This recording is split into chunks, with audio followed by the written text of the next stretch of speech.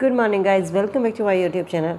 आज की क्लास में हम डिस्कस करेंगे प्रैक्टिस सेट नंबर 5 आपके जूनियर शिक्षक भर्ती 2021 में प्रधानाध्यापक और सहायक अध्यापक दोनों के लिए ही ये प्रैक्टिस सेट इम्पोर्टेंट है।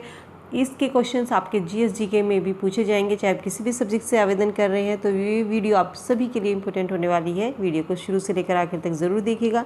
वीडियो कैसी लगी है इसका फीडबैक भी कमेंट सेक्शन में ज़रूर दीजिएगा। चलिए बढ़ते हैं अपने क्वेश्चन की ओर। फर्स्ट क्वेश्चन है, देव समाज का संस्थापक निम्न में से कौन था? देव समाज का संस्थापक निम्न में से कौन था? ऑप्शन सही होता है यहाँ पर शिव नारायण अग्निहोत्री। इन्होंने 1887 में लाहौर में देव समाज की स्थापना की थी। ठीक है। नेक्स्ट क्वेश्चन है, निम्न में से किस स्थान पर एक प्रसिद्ध सिख गुरुद्वारा स्थित है? तो ऑप्शन सही होता है यहाँ पर बी हेमकुंड। हेमकुंड में सिख गुरुद्वारा है। अगला क्वेश्चन है, ग्रामीण क्षेत्रों में शहरी सुविधाएं देने की नीति का समर्थन किसके द्वारा किया गया था? ग्रामीण क्षेत्रों में शहरी सुविधाएं देने के लिए। तो ऑप्शन सही होता है यहाँ पर ए डॉक्टर एपीजे अब्दुल कलाम।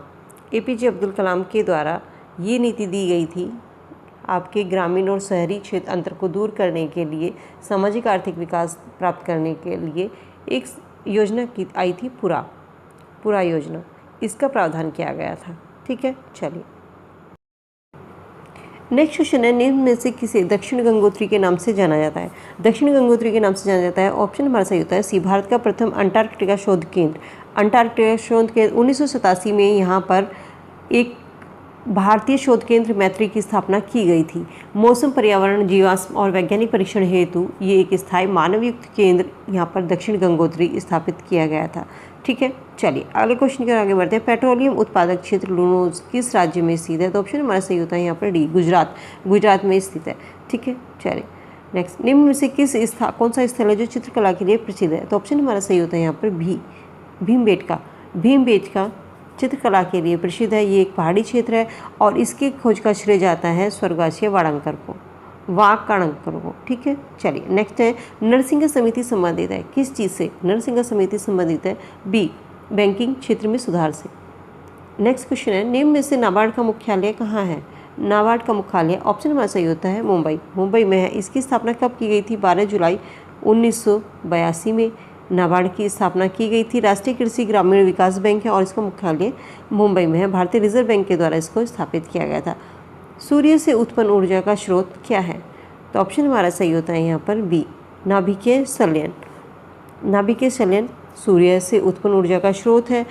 सूर्य का अधिकांश भाग हाइड्रोजन और हीलियम से बना होता है। हाइड्रोजन होती है उसमें 71% और हीलियम 26%। ठीक है। चलिए, सर्वाधिक जनसंख्या घनत्व वाला राज्य, ऑप्शन सही होता है यहाँ पर डी बिहार सबसे अधिक जनसंख्या वाला राज्य है। अगला क्वेश्चन है, निम्न में से कौन सा ग्रह है जो सबसे कम समय में सूर्य का चक्कर लगाता है? सबसे कम समय में सूर्य का चक्कर लगाने वाला ग्रह, ऑप्शन सही होता है यहाँ पर बी बुध सूर्य के सबसे नज़दीक ग्रह है, जो कि सबसे गर्म और सबसे छोटा ग्रह है। मात्र 88 दिन में ये सूर्य की परिक्रमा पूरा कर लेता है। ठीक है। चलिए, निम्न में से कौन सा पारिस्थितिकी तंत्र पृथ्वी के सर्वाधिक क्षेत्र पर फैला हुआ है? कौन सा पारिस्थितिकी तंत्र है जो पृथ्वी के सबसे अधिक भाग क्षेत्र पर फैला हुआ है? तो ऑप्शन हमारा सही होता है यहाँ पर डी सामुद्रिक। पृथ्वी के कुल क्षेत्रफल में आप देखेंगे तो संपूर्ण पृथ्वी का 70.78% जल है और 29.22 स्थल है। इस तरीके से स्थल के 2 गुने से अधिक क्षेत्र पर क्या है? सामुद्रिक परिस्थिति तंत्र फैला हुआ है। तो ऑप्शन सही होगा यहाँ पर डी सामुद्रिक। सबसे अधिक पारिस्थितिकी तंत्र अगर आपसे पूछा जाए तो ऑप्शन होगा हमारा यहाँ पर समुद्र। निम्न में से कौन सी मिट्टी चाय और बागानों के लिए उपयुक्त है? चाय बागानों के लिए कौन सी मिट्टी उपयुक्त है? तो ऑप्शन हमारा सही होता है यहाँ पर ए अम्लीय मिट्टी। ठीक है। नेक्स्ट क्वेश्चन है, भारतीय संविधान का कौन सा भाग है जो नागरिकता से संबंधित है? भारतीय संविधान का कौन सा भाग है नागरिकता से संबंधित है? तो ऑप्शन हमारा सही होता है यहाँ पर ऑप्शन ए भाग 2।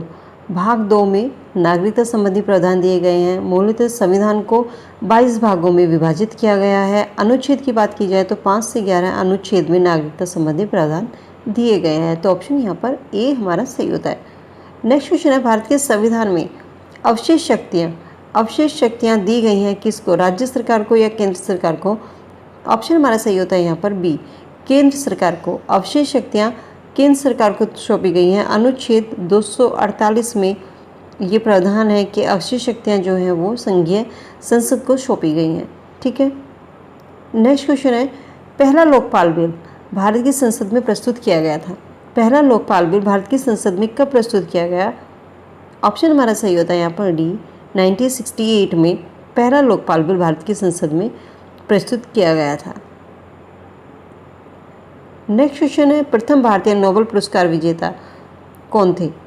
प्रथम भारतीय नोबेल पुरस्कार विजेता कौन थे? तो ऑप्शन हमारा सही होता है यहाँ पर बी, प्रथम भारतीय नोबेल पुरस्कार विजेता रविंद्रनाथ टैगोर थे। इनको इनकी पुस्तक 1913 में गीतांजलि के लिए साहित्य के क्षेत्र में 1913 में साहित्य के क्षेत्र में इनकी पुस्तक थी गीतांजलि, जिसके लिए इनको नोबेल पुरस्कार दिया गया था। नोबेल पुरस्कार की शुरुआत की गई थी 1901 में। ये पुरस्कार साहित्य में, इसके अलावा शांति, अर्थशास्त्र और विज्ञान के क्षेत्र में ये उत्कृष्ट योगदान के लिए ये अवार्ड दिया जाता है। सीवी रमन को 1930 में, यहाँ पर आप इनकी भी डेट ध्यान रखना है, 1930 में सीवी रमन को दिया गया था। इसके अलावा हरगोविंद खुराना को 1998 में और अमृत सेन को अर्थशास्त्र के क्षेत्र में 1998 में इनको नोबेल पुरस्कार से सम्मानित किया गया था। ठीक है, अगले क्वेश्चन की ओर आगे बढ़ते हैं। पद्मश्री पुरस्कार पाने वाली भारतीय अभिनेत्री कौन थी? पद्मश्री पुरस्कार पाने वाली भारतीय अभिनेत्री कौन थी? ऑप्शन हमारा सही होता है यहाँ पर बी, नरगिस दत्त। नरगिस दत्त को 1959 में पद्मश्री अवार्ड से इनको सम्मानित किया गया था।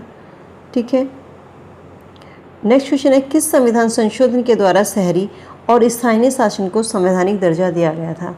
संवैधानिक संशोधन के द्वारा शहरी स्थानीय शासन को संवैधानिक दर्जा दिया गया था। ऑप्शन हमारा सही होता है यहाँ पर सी, 74वें संविधान संशोधन के द्वारा शहरी स्थानीय शासन को संवैधानिक दर्जा दिया गया था। संविधान संशोधन द्वारा एक नया भाग 9 क्या इसमें जोड़ा गया था, 9 क्या इसमें जोड़ा गया था। 12वीं अनुसूची, सूची की बात करें तो 12वीं अनुसूची में इसका वर्णन है, 12वीं अनुसूची में इसको जोड़ा गया था। ठीक है, नेक्स्ट क्वेश्चन, भारत के सर्वोच्च न्यायालय का क्षेत्र अधिकार किसके द्वारा बढ़ाया जा सकता है? भारत के सर्वोच्च न्यायालय का क्षेत्र अधिकार किसके द्वारा बढ़ाया जा सकता है?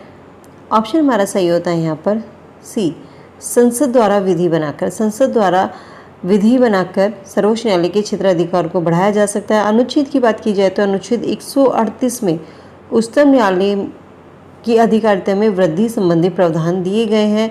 उसमें व्यवस्था की गई है कि संसद विधि बनाकर उच्चतम न्यायालय की अधिकारिता में वृद्धि या उसके क्षेत्र में वो वृद्धि कर सकती है। ठीक है, अगले क्वेश्चन की ओर आगे बढ़ते हैं। मंत्रिपरिषद सामूहिक रूप से किसके प्रति उत्तरदायी है? मंत्रिपरिषद सामूहिक रूप से किसके प्रति उत्तरदायी है? प्रधानमंत्री, राष्ट्रपति, राज्यसभा या लोकसभा? ऑप्शन हमारा सही होता है यहाँ पर डी, लोकसभा। मंत्रिपरिषद का कार्यकाल लोकसभा के विश्वास पर निर्भर करता है। अनुच्छेद 75 के 3 में ये प्रावधान किया गया है कि मंत्रिपरिषद सामूहिक रूप से लोकसभा के प्रति उत्तरदायी है। तो ऑप्शन हमारा यहाँ पर डी सही होता है। नेक्स्ट क्वेश्चन है, निम्न में से किसको भारतीय संविधान की आत्मा कहा गया है? भारतीय संविधान की आत्मा किसको कहा गया है? तो ऑप्शन हमारा सही होता है यहाँ पर सी, संवैधानिक उपचार का अधिकार। संवैधानिक उपचार का अधिकार अनुच्छेद 32 में ये प्रावधान है कि इसको डॉक्टर भीमराव अम्बेडकर ने संविधान की आत्मा की संज्ञा दी है। संवैधानिक उपचारों को भीमराव अम्बेडकर ने किसकी, भारतीय संविधान की आत्मा इसको कहा गया है। इसके अंतर्गत हर नागरिक को यह अधिकार प्राप्त होता है कि वे अपने जो उनके मौलिक अधिकार का अगर उल्लंघन हो रहा है तो उस स्थिति में वो सीधे उच्चतम न्यायालय, सुप्रीम कोर्ट या हाई कोर्ट में वो जा सकते हैं। ठीक है, नेक्स्ट क्वेश्चन है, निम्न में से किसकी नियुक्ति राज्य का राज्यपाल नहीं करता है? निम्न में से किसकी नियुक्ति राज्य का राज्यपाल नहीं करता है? तो ऑप्शन हमारा सही होता है यहाँ पर सी, उच्च न्यायालय के न्यायाधीश। उच्च न्यायालय के न्यायाधीश या मुख्य न्यायाधीश की नियुक्ति किसके द्वारा की जाती है? भारत के राष्ट्रपति के द्वारा। भारत के राष्ट्रपति के द्वारा उच्च न्यायालय के न्यायाधीश की नियुक्ति की जाती है। इसके अलावा अन्य न्यायाधीशों की नियुक्ति कौन करता है? भारत का राष्ट्रपति करता है, लेकिन संबंधित राज्य के राज्यपाल और जो उच्च न्यायालय के मुख्य न्यायाधीश होते हैं उनके परामर्श से अन्य न्यायाधीशों की नियुक्ति की जाती है। इसके अलावा राज्य लोक सेवा आयोग सदस्य, मुख्यमंत्री की नियुक्ति और महान्यायवादी की नियुक्ति राज्यपाल के द्वारा की जाती है। ठीक है, तो यहाँ पर जो ऑप्शन हमारा सही होगा कि निम्न से किसकी नियुक्ति राज्य का राज्यपाल नहीं करता है, तो ऑप्शन होता है सी, उच्च न्यायालय के मुख्य न्यायाधीश की नियुक्ति ये राष्ट्रपति के द्वारा की जाती है। नेक्स्ट क्वेश्चन है, निम्न में से किसके अंतर्गत भारतीय संविधान सभा का गठन किया गया था? भारतीय संविधान सभा का गठन किसके द्वारा किया गया था? तो ऑप्शन हमारा सही यहाँ पर होता है कैबिनेट मिशन योजना 1946। कैबिनेट मिशन योजना के तहत संविधान सभा का निर्माण किया गया था। ठीक है, सो फ्रेंड, ये थी हमारी आज की वीडियो। उम्मीद करती हूँ कि वीडियो आपको पसंद आई होगी। वीडियो कैसी लगी है इसका फीडबैक कमेंट सेक्शन में ज़रूर दीजिएगा।